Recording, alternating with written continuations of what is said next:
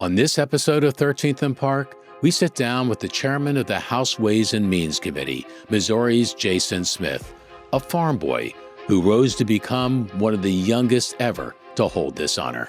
In place since 1789, this committee remains one of Washington's most powerful, weighing in on everything from taxes and trade to healthcare and the economy. So we wanted to know what drives him, what keeps him up at night, and why he believes America can reach for greatness all over again.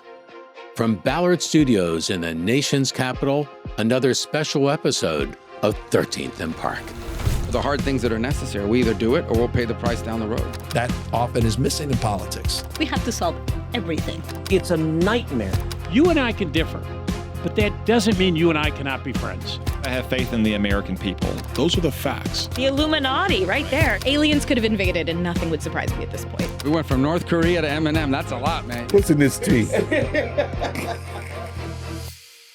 From farm kids to the most powerful tax writer in America, it's been one hell of a ride, hasn't it, Mr. Chairman? It absolutely has. So let's talk about the committee. Obviously here in Washington, everyone's familiar with the House Ways and Means Committee. It's been around since 1789. Tell people who don't understand what the Ways and Means Committee is and how important they are to just about everything fundamental to the economy. Absolutely. The Ways and Means Committee is, in fact, the only committee that its powers are in the U.S. Constitution, and that is the powers of revenue. So all revenues that come into the U.S. government is within the Ways and Means jurisdictions. And so you're looking at roughly $5 trillion that come in. We don't spend it, Right. but we tax it. And so the revenues from trade, you look at all the trade agreements, Social Security, Medicare, and a lot of different welfare programs. And then, of course, we have the oversight of the IRS, HHS, CMS. So it's a committee that touches everything in people's lives. Does anyone on the committee ever get any sleep? I mean, with all those things you got to cover all the time, I mean, it's pretty daunting. You know, the members of the committee are the hardest working in Washington. Super proud of them. They prove that in how much work they put into passage of the big, beautiful bill and the tax provisions that was within it, the trade provisions that was within that bill, the healthcare provisions that were in that bill. I know my Ways and Means Republican members, they put more than 60 hours at the Library of Congress in having huge debate in crafting the one big, beautiful bill, which I think is so important, where we had to get consensus. We worked together. And you're talking about 103 different tax titles. So you were recently on a farm tour, you're talking to farmers and ranchers in Missouri and beyond, I think. What was the reaction to the one big, beautiful bill once you started to explain what was in it? Because I think there's the press headlines that come out, and then there's the actual bill. A lot of times there's a great divergence between the two. What did you experience out there? You know, what I was doing in August, I hit 24 of our 28 counties. This is our annual Ag Tour, Ag Summit, where I visit farms, agribusinesses, meet with working families, and just hear the issues that they have with the federal government and then how we can hopefully respond appropriately. What I heard over and over, they were bringing it up to me. Yeah. They were thanking me for passage of the big, beautiful bill. It's amazing how many farmers knew the provisions that were extremely helpful. For example, 199A, which is referred to as a small business deduction, that affects 98% of all farms in the United States. And that's a huge factor because if that would have expired at the end of this year, you would have seen pass-throughs, subchapter S's, LLCs face tax rate of 43.4% rather than a 23 to 28% rate. Yes. And so that would have been devastating for those family farmers. Also, they love Section 179. We doubled that, 100% expensing. They want to expense the equipment that they purchased this year, the year that they purchase it. The death tax. That was something the farmers talked to me about that we did in there. We made permanent and increased by $1 million the tax exemption of the death tax that was passed in 2017. This affects millions of farms in the United States of America. So, of course, the no tax on tips, the no tax on overtime, the tax relief for seniors. These are all things that a lot of people brought up at different areas of the farm tour. So, you grew up on a farm. I remember reading your story. You didn't always have I live running on a water. farm. You still live on a farm. Yeah. You still live on the farm, The right? farm. That your dad and granddad had. So does that give you a special perspective maybe on what farmers go through and even rural America more broadly, and why that knowledge, that real knowledge, really comes in handy when you're chairing a committee like Ways and Means, when a lot of the more big city interests maybe are at the table as well? It absolutely does. I've been a small business owner for more than 2 decades. So you have to worry about how to make ends meet and how to balance a budget and live within your means. I live on the 4th generation family farm, and it's a working ranch. We have registered cattle with buffalo, donkeys, all named after Democrat colleagues. Of course. How many donkeys do you have? I got 8. That's not enough, sir. I know. it's a few.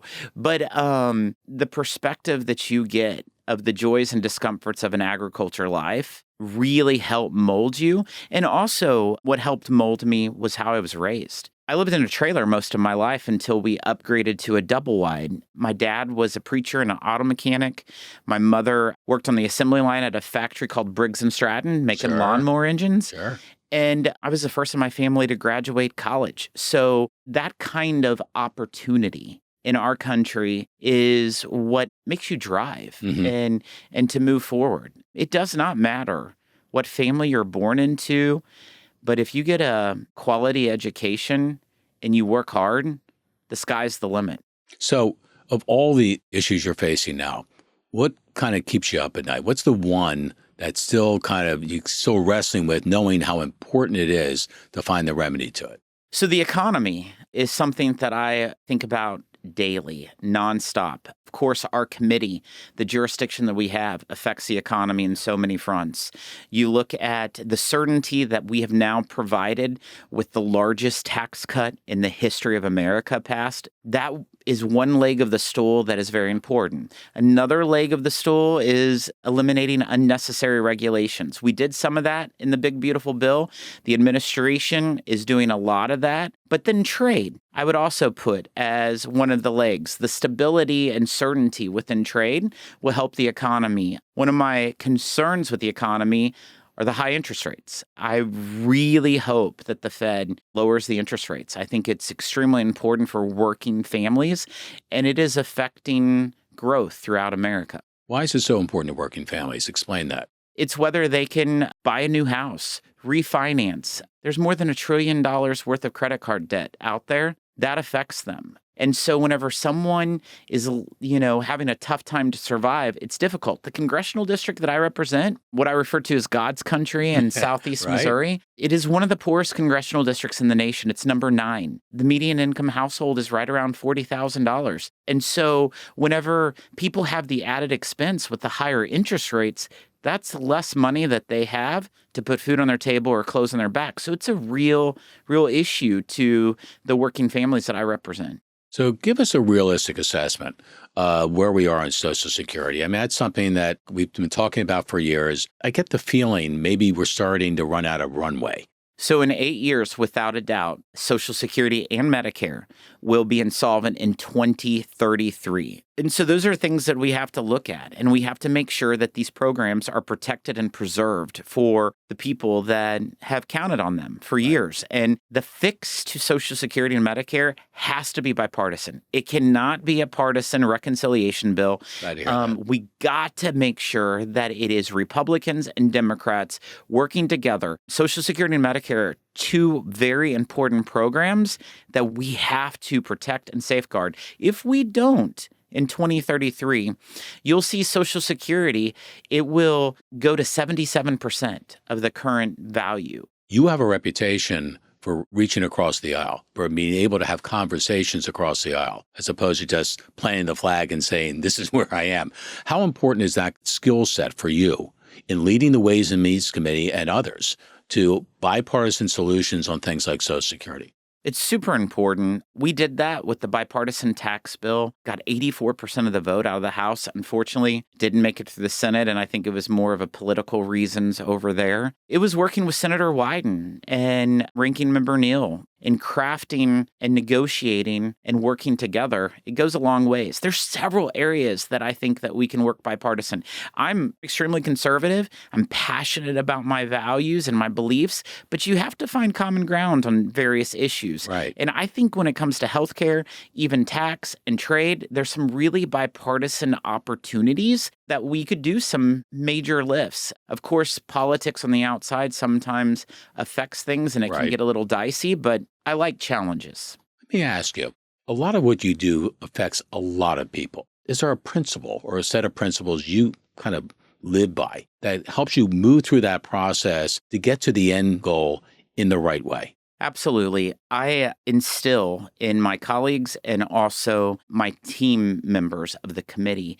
that all the policies, whether it's in tax, healthcare, Social Security, trade, that you think, do these policies deliver for working families? Do these policies deliver for small businesses? Do they deliver for family farmers? And that is what I push my colleagues and the members of my team to focus on all the time, because we have to deliver for working families, small businesses, and farmers. That is the focus. And if it doesn't, then you kind of go back to the drawing board, right? There's no need to do it. I kind of change the way that the Ways and Means Committee has been running. My very first committee hearing that I held was not in Washington, D.C. It was, in fact, in a lumber yard in Petersburg, West Virginia, where I took the committee to hear directly from real small business owners, real working moms, real coal miners, real farmers of the issues that they're facing. You're here in Washington to serve the American people, and there's a lot of folks that's not able to come visit Washington, D.C. It's super important that we go outside of Washington, hear from the experience of real Americans. I had a field hearing during the August recess in Las Vegas, Nevada. It was the home of the no tax on tips. That's why I wanted to go there. Makes We sense. heard from a waiter in Las Vegas that when they testified, they were thanking us for the no tax on tips. And what that will mean to them is that it will cover their entire energy bill at their home for a year. Wow, that much. That is huge, Yeah. Because it's expected to save them $1,300 to $1,400 in taxes, and they pay apparently just over $100 a month in energy. Those are the television commercials you need to see from the people of America to the rest of America. And this is all bottom line. I know you had a lot of challenges, as an elected leader. Has there ever been a personal challenge that you've had that maybe steeled your resolve, not just in terms of you as a human being, but even in the quality and the approach to public service that you've shown? Probably one of the biggest decisions that I made was to run for public office. Okay. Knowing that you give up your private life, knowing that you're under a microscope, and knowing that you're under attack all the time. That was probably the biggest personal decision in regards to that. But in Washington, when it comes from a legislative decision, we've had some very heavy-weighted decisions throughout the whole process. You have to consider every time you're making a decision, it's affecting all of America. Yeah. And it's affecting your constituents and the people who sent you to Washington. And you don't want to let them down. What was one of those tough decisions? You knew it was the right call, but you knew it was tough because not necessarily everyone would possibly understand it coming into. Just if you look at what we did this week when it comes to NDAA, the National Defense Authorization, we had so many votes within that bill, whether they were amendments or the final passage of that bill, that have huge consequences to everyone in America, has huge consequences in the world. Whether you realize it or not, the United States has a huge impact on the free world. And so just things as this week when it comes to military authorization and everything, that's a big deal. And it's something you don't take lightly. So you were one of the youngest members ever elected to the Missouri legislature. You then became the youngest Republican as the chairman of the House Ways and Means Committee. Do you think that having maybe a younger perspective is really important in the national discussion, not just in getting to the right place, but also in telling younger generations there's a place for you at the table?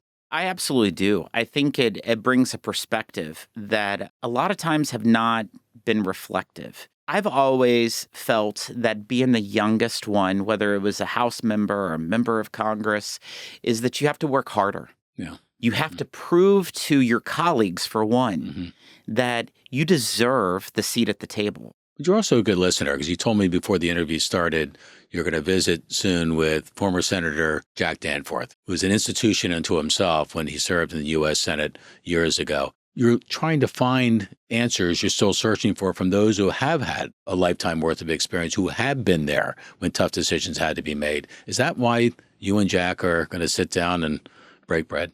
You're exactly right. He reached out, wanted to talk to me about some policies that he had some thoughts out. And that's the thing. There is not one person that knows everything. You can only be an expert in so many areas. If you're not an expert in that area, you need to know people to reach out to get good advice and to help educate you and lead you to make the right decisions. Because as a legislator, you have to know a little bit of everything. And so if you don't know it, you better figure it out before you move forward.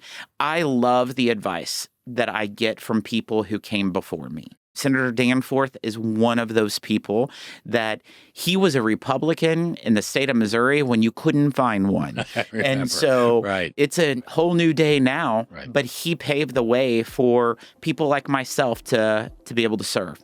Chairman, Godspeed with everything you're doing on behalf of the country. You're really kind of an inspirational story, thinking about that kid who grew up on a farm without running water at one point and really getting the right lessons out of life from the beginning, which is hard work and perseverance and self-reliance are still very important American virtues that everyone should seek to aspire to. Thank you, sir. I appreciate it. I just hope to think that I'm like so many other Americans that just work hard.